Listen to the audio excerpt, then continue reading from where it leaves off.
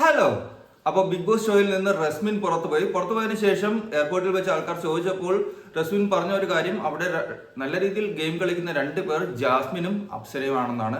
അതിനിടെ അപ്സരയുടെ ഹസ്ബൻഡ് ഒരു പോസ്റ്റ് ഇട്ടു. അത് ഇനി സെന്റിമെന്റ്സ് കിട്ടാൻ വേണ്ടിയാണോ വോട്ട് കിട്ടാൻ വേണ്ടിയാണോ എന്തിനാണെന്ന് അറിയത്തില്ല. അപ്സരയാണ് ഔട്ടാവുന്നത് എന്ന രീതിയിലുള്ള ഒരു പോസ്റ്റ് ഇട്ടു. ആ പോസ്റ്റിന് കക്ഷി വിചാരിച്ചതിന്റെ നേരെ ഓപ്പോസിറ്റ് ഫലമാണ് കിട്ടിയത്. അതിനുശേഷം മാപ്പപേക്ഷയോ എന്തൊക്കെയായിട്ട് പിന്നെയും വരുന്നുണ്ടായിരുന്നു, എന്തൊക്കെയോ വേറെയും പോസ്റ്റ് ഇടുന്നുണ്ടായിരുന്നു അതിനെ റിലേറ്റ് ചെയ്തിട്ട്. പക്ഷെ അദ്ദേഹം ഇട്ട പോസ്റ്റിന് നെഗറ്റീവ് ഫലമാണ് കിട്ടിയതെന്നാണ് യാഥാർത്ഥ്യം. കുറച്ച് ആണല്ലോ എന്ന് എനിക്ക് ആ പോസ്റ്റ് കണ്ടപ്പോൾ തോന്നുകയും ചെയ്തായിരുന്നു. ഏതായാലും ഇപ്പോൾ ബിഗ് ബോസ് ഹൗസിൽ നിൽക്കുന്നവരിൽ ആരാണ് ബിഗ് ബോസ് വിന്നർ ആവാൻ പോകുന്നതെന്ന് ഇപ്പോഴും നമുക്ക് ഒട്ടും പ്രഡിക്റ്റ് ചെയ്യാൻ പറ്റാത്ത രീതിയിലാണ് കാര്യങ്ങൾ മുന്നോട്ട് പോകുന്നത്. അതിനിടെ നാദിറ മെഹറിൻ, സീസൺ 5 കണ്ടസ്റ്റന്റ് ആയിരുന്ന നാദിറ മെഹറിൻ ലൈവ് വന്നിട്ട് പറയുന്നുണ്ടായിരുന്നു ജിൻഡോയുടെ പേര് പലപ്പോഴും വോട്ടിങ്ങിൽ കാണാറില്ല എന്ന്. ഞാൻ അങ്ങനെ ശ്രദ്ധിച്ചിട്ടില്ല, നിങ്ങൾ ശ്രദ്ധിച്ചിട്ടുണ്ടെങ്കിൽ അഭിപ്രായം പറയുക. ജിൻഡോയുടെ പേര് വോട്ടിംഗ് പാനലിൽ നിന്ന് പുറത്തായിട്ട് അതല്ലെങ്കിൽ വോട്ടിംഗ് പാനലിൽ കാണാറില്ല എന്നാണ് നാദിറ പറയുന്നത്. അങ്ങനെ വല്ല ഗെയിമും നടക്കുന്നുണ്ടോ, ഏഷ്യാനെറ്റിന്റെ അല്ലെങ്കിൽ ബിഗ് ബോസിന്റെ പിന്നണിയിലുള്ളവർ അങ്ങനെ എന്തെങ്കിലും പരിപാടി നടത്തുന്നുണ്ടോ എന്നറിയില്ല. എന്തായാലും അങ്ങനെ ഒരു പരിപാടി നടത്തുന്നുണ്ടെങ്കിൽ ഈ ഷോയ്ക്ക് തന്നെ അതൊരു അപമാനമാണ്, ഷോയ്ക്ക് തന്നെ അതൊരു അടിയായിരിക്കും. കാരണം സത്യസന്ധമല്ല എന്ന് തോന്നിക്കഴിഞ്ഞാൽ ജനങ്ങൾ ഈ ഷോയെ റിജക്ട് ചെയ്യും. കാരണം റിയാലിറ്റി ഷോ എന്ന് പറഞ്ഞിട്ടാണ് നിങ്ങൾ ഞങ്ങളിലേക്ക് ഈ ഷോ എത്തിക്കുന്നത്. ഇപ്പോൾ അതിൽ റിയാലിറ്റി ഇല്ല, അൺറിയൽ ആയിട്ടുള്ള കാര്യങ്ങളാണ്. നിങ്ങളുടെ പ്രിയപ്പെട്ട കണ്ടസ്റ്റൻസിനെ വിജയിപ്പിക്കാനുള്ള പരിപാടിയാണ് എന്ന് നിങ്ങൾ നടത്തുന്നതെങ്കിൽ ഞങ്ങൾക്കത് കാണാൻ താല്പര്യം ഉണ്ടാകാൻ സാധ്യതയില്ല. അപ്പോൾ ഏതായാലും പറഞ്ഞു വന്ന് ജാസ്മിനെ വെറുത്തിരുന്നവരിൽ പലരും ഇപ്പോൾ ഇഷ്ടപ്പെട്ടു തുടങ്ങി എന്ന് വേണം മനസ്സിലാക്കാൻ. ഇപ്പോൾ ചില സോഷ്യൽ മീഡിയ ചാനലുകളായും ചില സോഷ്യൽ മീഡിയ കമന്റ്സ് ആയാലും ശ്രദ്ധിച്ചാൽ മനസ്സിലാക്കുന്നത് ജാസ്മിനെ അത്രയധികം വെറുത്തിരുന്ന പലരും ആ വെറുപ്പിന്റെ അളവ് കുറച്ചെങ്കിലും കുറഞ്ഞിട്ടുണ്ട്. ചിലർ ഇഷ്ടപ്പെട്ടു തുടങ്ങുകയും ചെയ്തു. ജാസ്മിന്റെ പ്രത്യേകത, ജാസ്മിൻ എപ്പോഴും നല്ലൊരു കണ്ടന്ററാണ്, നല്ലൊരു കണ്ടസ്റ്റന്റ് ആണ് ജാസ്മിൻ. എത്രയൊക്കെ പ്രശ്നങ്ങളിൽ ഇരുന്നാലും പിന്നെയും വന്ന് ടാസ്ക് കളിക്കാറുണ്ട്. ജാസ്മിന്റെ ഏറ്റവും വലിയ നെഗറ്റീവായിട്ട് തോന്നിയത് 2 കാര്യങ്ങളാണ്. ഒന്ന്, ജോലി ചെയ്യാനുള്ള മടിയാണ്. എന്ത് പറഞ്ഞാലും വയ്യ എന്ന് പറഞ്ഞിരിക്കും. ജോലി ചെയ്യുന്നതായിട്ട് നമ്മൾ അധികം കണ്ടിട്ടില്ല. രണ്ടാമത്തെ കാര്യം, ഭയങ്കരമായിട്ട് വായിട്ടലയ്ക്കുന്ന ഒരു സംസാര രീതിയാണ്. ഭയങ്കരമായിട്ട് ഉച്ചത്തിൽ ഭയങ്കരമായിട്ട് ആൾക്കാരെ താറടിച്ച് കാണിക്കുന്ന രീതിയിലുള്ള സംസാര രീതിയാണ്. പക്ഷേ ബിഗ് ബോസ് ഹൗസിൽ അങ്ങനെ സംസാരിച്ചാൽ പിടിച്ചു നിൽക്കാൻ പറ്റും എന്നതാണ് യാഥാർത്ഥ്യം. എല്ലാവരും എതിരെ നിന്ന് തനിക്കെതിരെ അമ്പുകൾ ചെയ്യുമ്പോൾ എന്തെങ്കിലുമൊക്കെ തിരിച്ചു പറയണ്ടേ, അതുകൊണ്ട് തന്നെയാണ് അത് തിരിച്ചു പറയുന്നതും. അങ്ങനെ തന്നെയാണ് അത് മുന്നോട്ട് പോയിട്ടുള്ളതും. പുറത്ത് സിബിനും ജാസ്മിന്റെ ഫാദറുമായിട്ട് എന്തൊക്കെ ഇഷ്യൂസ് നടക്കുന്നുണ്ട്. അതിനെപ്പറ്റി ഞാൻ വീഡിയോ ചെയ്തിട്ടുണ്ട്, നിങ്ങൾക്ക് താല്പര്യമുണ്ടെങ്കിൽ കാണാം. എന്തായാലും ജാസ്മിൻ നല്ല രീതിയിൽ പിടിച്ചു നിന്ന് തന്നെ മുന്നോട്ട് പോകുന്നുണ്ട്. ജിൻഡോയുടെ കണ്ടന്റ് ഒന്നും കുറച്ച് നാളായിട്ട് ഇപ്പോൾ കാണുന്നില്ല, അതാണ് സത്യം. അതിന് ഏഷ്യാനെറ്റ് അല്ലെങ്കിൽ എൻഡമോൾ ഷൈൻ ഇന്ത്യയുടെ ആൾക്കാർ അല്ലെങ്കിൽ ഇതിന്റെ ഷോ ഡയറക്ടർ നമ്മളെ കാണിക്കാത്തതാണോ അതോ ജിൻഡോ കണ്ടന്റ് തരുന്നില്ലേ എന്തോ അറിയില്ല. ബട്ട് ജിൻഡോയുടെ കണ്ടന്റ് ഇപ്പോൾ കാണുന്നില്ല. അപ്പൊ ഇന്നലെ രാവിലത്തെ ടാസ്ക് തന്നെ നമ്മളുടെ ജനങ്ങൾ തിരഞ്ഞെടുത്തത് നോറയാണ്. നോറ ആരെന്ത് പറഞ്ഞാലും തെറ്റുത്തരം കൊടുക്കണം എന്നായിരുന്നു നോറയ്ക്ക് കൊടുത്ത ടാസ്ക്. നോറ എപ്പോഴും പറഞ്ഞു നടക്കാറുണ്ട് താൻ സത്യമേ പറയാറുള്ളൂ എന്ന്. അതുകൊണ്ടായിരിക്കണം നോറയെ തന്നെ ആ ടാസ്കിന് സെലക്ട് ചെയ്തത്.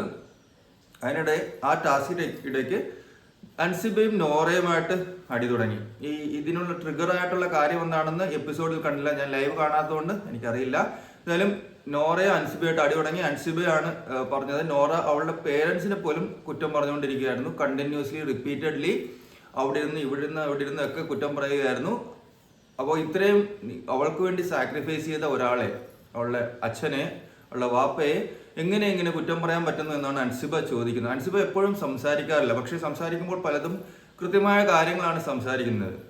അൻസിബയ്ക്ക് എല്ലാ കാര്യങ്ങളിലും ഉറക്കെ വിളിച്ചു പറഞ്ഞ് ഉറക്കെ വായിട്ടലയ്ക്കുന്ന രീതിയോട് താല്പര്യമില്ല.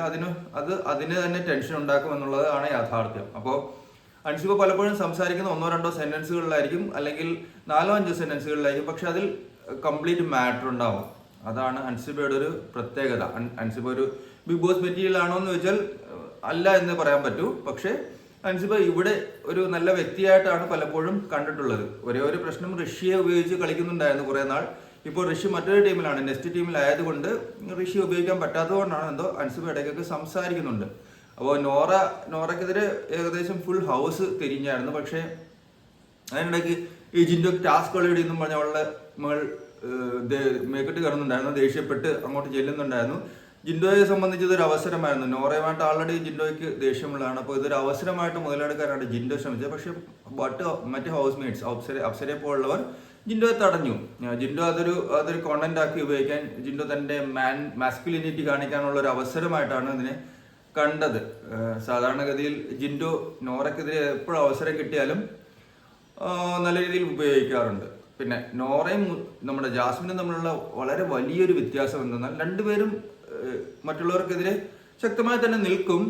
അതിൽ നോറ മറ്റുള്ളവർക്കെതിരെയുള്ള ദേഷ്യം ഉള്ളിൽ വെച്ച് അതനുസരിച്ച് പെരുമാറും. അതേസമയം ജാസ്മിന്റെ ഉള്ളിൽ ആ ദേഷ്യം ഉണ്ടാവാം, നമുക്ക് ഉറപ്പില്ല. പക്ഷെ ദേഷ്യമില്ലാത്ത രീതിയിലാണ് പെരുമാറുന്നത്. അത് വെച്ചിട്ട് പിന്നീടുള്ള കാര്യങ്ങളിൽ പെരുമാറില്ല. അപ്പോൾ പലപ്പോഴും മറ്റൊരാൾ ഇഷ്യൂയിലാണെങ്കിൽ ജാസ്മിൻ ജെനുവിൻലി തന്നെ ഇടപെടുകയും അവരെ ഹെൽപ്പ് ചെയ്യുകയും ചെയ്യാറുണ്ട്. അത് നല്ല രീതിയിൽ അഭിനയിക്കാൻ അറിയാവുന്നതുകൊണ്ടാണോ അത് ജെനുവിനായിട്ട് സത്യസന്ധമായിട്ട് അങ്ങനെ തന്നെയാണോ എന്നറിയില്ല. പക്ഷെ ഇക്കാര്യത്തിൽ ജാസ്മിൻ വളരെ വ്യത്യസ്തമാണ്. അത് മാത്രമല്ല, നോറ പലപ്പോഴും കരച്ചിലിനെ തൻ്റെ ഒരു ആയുധമാക്കി മാറ്റാറുണ്ട്. ഇന്നലെയും കരച്ചിലിനെ ആയുധമാക്കി മാറ്റുമെന്നാണ് ഞാൻ കരുതിയത്. പക്ഷേ ഭാഗ്യത്തിനോ അതല്ലെങ്കിൽ മുമ്പ് ഞാനിനി കരയില്ല എന്ന് പറഞ്ഞുകൊണ്ടാണ് എന്തോ കരച്ചിൽ മാറ്റി വെച്ചിട്ട് ഒറ്റയ്ക്കിരുന്ന് കാര്യങ്ങൾ പറയുകയായിരുന്നു. അപ്പോൾ ആ ബാത്റൂമിലേക്ക് ജിൻഡോ വരുന്നുണ്ടായിരുന്നു. അപ്പോൾ നോറ പറയുന്നുണ്ടായിരുന്നു ജിൻഡോ വരുന്നു അടുത്തത്. എന്തായാലും നോറ കരച്ചിൽ മാറ്റി വെച്ചത് നമുക്ക് ഒരു ആശ്വാസമാണ്. അല്ലെങ്കിൽ ആ കരഞ്ഞുകൊണ്ടിരിക്കുന്ന കാണാൻ വലിയ ഇറിറ്റേഷനാണ്. എത്രയെന്ന് വെച്ചാണ് നമ്മൾ കണ്ടുകൊണ്ടിരിക്കുന്നത്. അതൊരു കണ്ടന്റ് അല്ലാതെ ഒരു ബോറിംഗ് കണ്ടന്റ് ആണ്. ഇപ്പോൾ ഈ കഴിഞ്ഞ കുറച്ച് വർഷങ്ങളായിട്ട് തന്നെ നിങ്ങൾ നോക്കിയാൽ കാണാം, ഈ സെന്റിമെന്റൽ മൂവീസ് അത്ര അക്സെപ്റ്റബിലിറ്റി ഇല്ല, അത്ര അക്സെപ്റ്റൻസ് ഇല്ല. ഇപ്പോൾ ആടുജീവിതം വിജയിച്ചത് അതൊരു റിയൽ വ്യക്തിയുടെ ജീവിതമായതുകൊണ്ടാണ്. അതല്ലെങ്കിൽ സെന്റിമെന്റ്സ് ഉള്ള മൂവിയോട് ആൾക്കാർക്ക് താല്പര്യമില്ല. എന്റർടൈൻമെന്റിനാണ് തിയേറ്ററിൽ പോകുന്നത്. അതുപോലെ തന്നെ ഇതും എന്റർടൈൻമെന്റിന് വേണ്ടി കാണുന്നതാണ്. അപ്പോൾ അതിനിടയ്ക്ക് കുറേ അധികം കരച്ചിലാകുമ്പോൾ നമുക്ക് വളരെയധികം ബോറടിക്കും. എന്തായാലും ticket to finale bonus task നടന്നുകൊണ്ടിരിക്കുകയാണ്.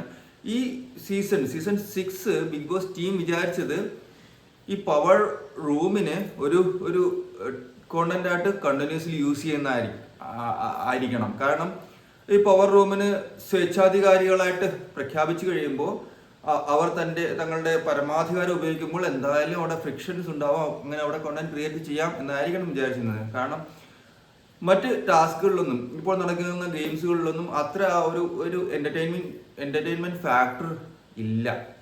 ഇപ്പോൾ തന്നെ ഇന്നലെ നടന്നത് കട്ടപ്പ ടാസ്കും പേപ്പർ മുതൽ ടാസ്കും ആയിരുന്നു. അപ്പോൾ കട്ടപ്പ ടാസ്ക് കട്ട നീലയും ചുവപ്പും കട്ടകൾ അടുക്കി വെക്കുക എന്നുള്ള ടാസ്ക് ആയിരുന്നു.